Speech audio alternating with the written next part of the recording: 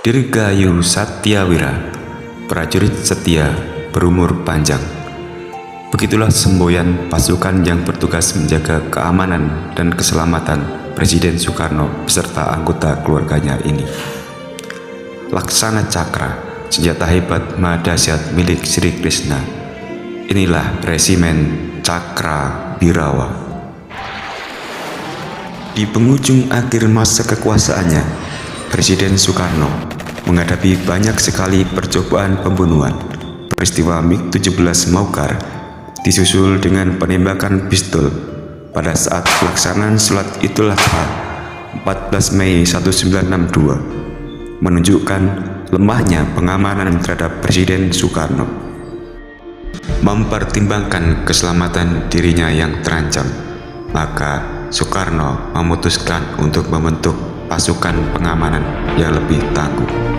Tepat di hari ulang tahunnya 6 Juni 1962, Soekarno membentuk pasukan pengamanan baru yang dinamai Cakrabirawa.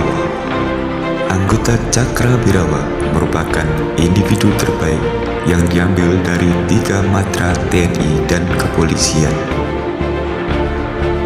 Banteng Riders dari Angkatan Darat, pasukan gerak cepat PGT dari Angkatan Udara, KKO dari Angkatan Laut, dan Resimen Pelopor atau Brimob dari kepolisian. Kolonel Sabur menjadi komandan pertama Cakrabirawa dan dinaikkan pangkatnya 1 tingkat menjadi Brigadir Jenderal. Sejak saat itu, Cakrabirawa menjadi pagar hidup Presiden Soekarno yang selalu siap setia mempertaruhkan jiwa raga untuk keselamatan sang proklamator. Seiring gejolak politik yang semakin memanas pada medio 60-an, kesatuan setingkat brigade ini memiliki kurang lebih 3.000 personil dengan kualifikasi tempur. Hingga akhirnya meletusnya peristiwa G30 SPKI, upaya kudeta oleh Partai Komunis Indonesia pada tanggal 30 September 1965.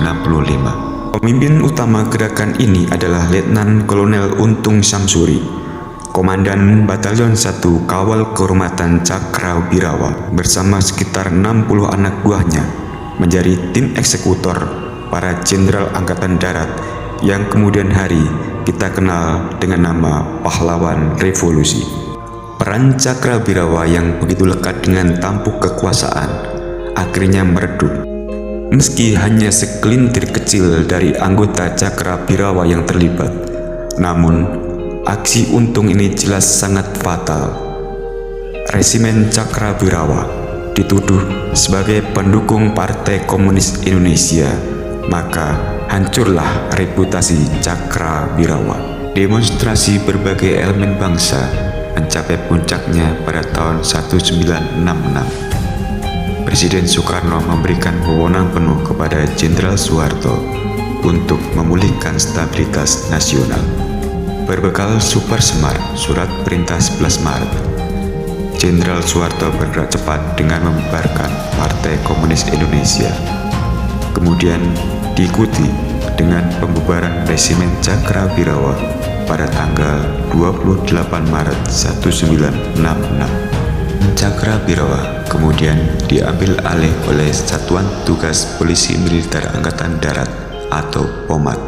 Setelah Jenderal Soeharto naik ke puncak kekuasaan, peran POMAD terus mengalami perubahan hingga akhirnya menjadi Pas Pampres hingga saat ini.